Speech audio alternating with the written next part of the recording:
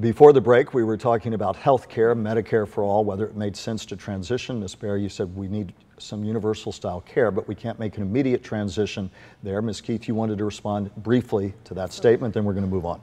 I think when we elect people who are not committed to making big changes, we'll never see big changes. The bottom line here is if you have access to a Maserati, but you can't buy a Maserati, then you really have nothing. And we have too many Americans that have access to health care, but cannot actually afford that health care. We know that this transition is going to take some time and some effort, but if you elect people who are committed to making sure that every American has health care from birth to death with no gaps in between, then that's when we get to that destination. Ms. Keith, I want to pick up on another topic, but I want a simple yes or no, just as I asked Republicans, just for the record, Bright Line expansion in the Treasure Coast, yes or no? I disagree with it. I never supported it. Same, and I have an A rating from Citizens Against Rail expansion. You both have made a point of talking about gun rights. The Parkland massacre, as I discussed with Republicans, hangs heavy over us all, and the sorrow we feel for those families. Talk about what you mean when you talk about common sense gun safety measures and changes, and address specifically the constituents watching this who will say, my Second Amendment rights should not be taken away because of the criminal few when it comes to, let's say, assault-style weapons. What are your prescriptions for change? And directly address those who say, shouldn't impact me when I abide by the law. Ms. Keith. There is no right in the Constitution that doesn't have the parameters of responsibilities. And so what I'm advocating is that every gun owner carry liability insurance, just like every driver carries liability insurance. It's not something you want to do, but it's what you owe to everybody around you to mitigate the risk. Insurance is the process of risk assessment. Those are the companies that actually do background checks and do them right, as opposed to Adam Putnam's office that completely missed the boat on those. Additionally, insurance makes sure that there's money that backs up gun owners so that when they do damage, those people don't absorb the cost themselves and the cost is not passed on to the taxpayers of the state. And on top of that, a ban you'd like to see on assault-style weapons? Absolutely. I served in the United States Navy, and I will tell you that there's certain weapons that simply do not belong on the streets of a civilized society. But to my question, what do you say to people say, I abide by the law, I should be allowed to have that, that's my Second Amendment right, as the courts have agreed with them again and again and again? Yeah, but the courts... Brief response. The courts have never said that that right is unlimited. Even Antonin Scalia admitted that certain kinds of weapons are not within the scope of the Second Amendment. You can't have a howitzer or a grenade launcher either. Your prescription for change, and the same question to you as you address constituents who are going to disagree with on this Second Amendment issue. The Second Amendment of the Constitution guarantees a right to bear arms. That's been reaffirmed by the Supreme Court of the United States. But it's true that that right isn't unlimited. An individual can't have a rocket launcher. An individual can't have a grenade. When I talk about common sense gun safety reform, I'm talking about measures that the majority of Americans agree with. Things like universal background checks, keeping guns out of the hands of the mentally ill and domestic abusers, ensuring that we don't allow dangerous concealed carry reciprocity laws to go on the books, which will allow individuals to carry concealed weapons in from out of state, and getting weapons of war off our streets once and for all. We need to do this to keep our kids safe. Ms. Baer, first question to you about economic empowerment. You've talked about that a lot. Define what you mean by that in terms of helping people. I've had people write me in the last few days say they feel they're still on the losing end when it comes to income equality and the like. So what do you mean specifically for Floridians in this district on what you can do as a legislature economically to help their bottom line? People are hurting in this district and around the country. We are seeing a booming stock market, but we have the largest inequality since at any time prior to the Great Depression. I talk to folks all of the time who are working more than one minimum wage job, more than 40 hours a week.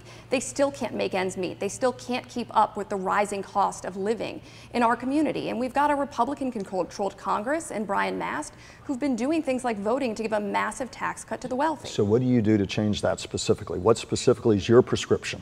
Sure, I think we need to move away from assumptions of trickle down and start spurring growth from the bottom up. We start by raising the minimum wage, and we do that to bring it up to a level of a living wage. We engage in tax reform that actually puts benefits in the pockets of individuals in the working class, in the middle class, and we invest in jobs of the future, things like solar and clean energy that can bring investment to our community. Very briefly, some Democrats, again, are calling for a $15 an hour federal minimum wage. Do you support that? 100%. And what do you say to business owners in this community say that will break me? I won't be able to hire as many people because it'll squeeze me too hard.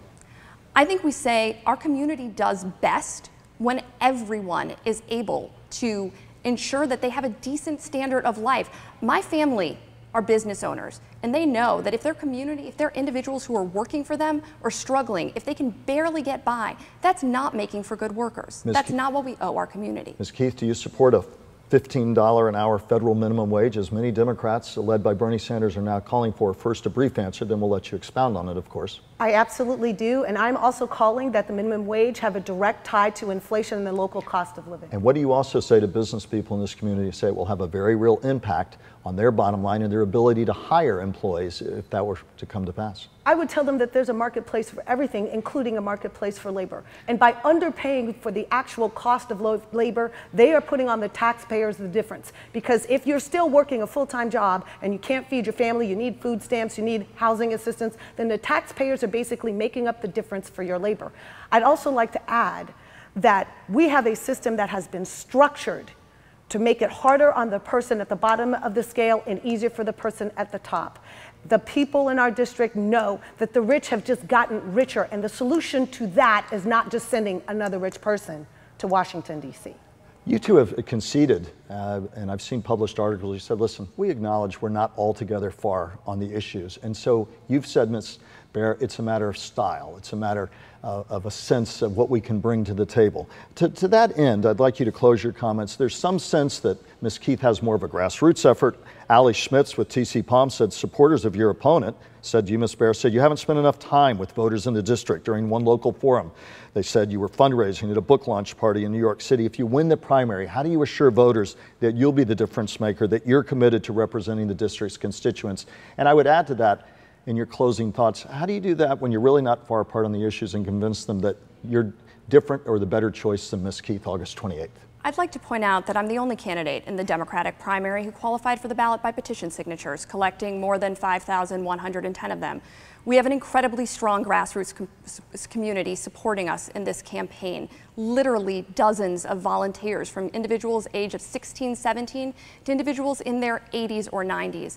And I spend my days out in the community, going from West Palm Beach to Fort Pierce and from Stewart to Indiantown, listening to people, talking to them about their concerns, and making clear to them that I'm going to be the kind of fighter with the kind of experience that they need in Washington to help deliver for this community. 15 seconds left. What makes you the candidate over her? When they go in to pull that lever, not that they have levers anymore, why you? Quite simply, I have long-standing ties to the community, I have deep experience in governance, and I'm able to build consensus and actually get things done. At the end of the day, we want Washington to deliver. Ms. Keith, same question to you. Yes. Why you when you're not really far apart on many of the substantive issues? First of all, we need to understand the difference between grassroots and astroturf roots. When you spend $45,000 on a mailer to avoid a $10,000 fine, that's not grassroots. That's fake. We need to understand that someone who constantly talks about her mother's need for the Affordable Care Act and doesn't mention the $250 million of revenue that her family brings in is gaslighting you. We have learned in the last cycle how terribly damaging it is to have a candidate be our standard bearer whose story doesn't really check out. The difference between myself and my opponent is that while she's busy listening, I'm busy leading. And you have seen me, not just leading in my mind or on social media, but you've seen me stand in protest with you. You've seen me march with you. You've seen me at Homestead Detention Center with you. You can't lead from afar, you must lead from within. And I will be quite frank, at a time when you desperately need a fighter, someone who spends all their time in New York and commutes back to the district is not the one who's going to stand for us. Literally 10 seconds, we have to go to break. Ms. Baer, the criticism. Ms. Keith would like me to be a multimillionaire self-funder. If you've looked at my financial disclosures, you'll see I have no stake in my family business. I've devoted my entire career to public service, to fighting for this community, and that's what I want to continue to do. And we'll continue to cover your campaigns leading up to August 28th. We thank you both.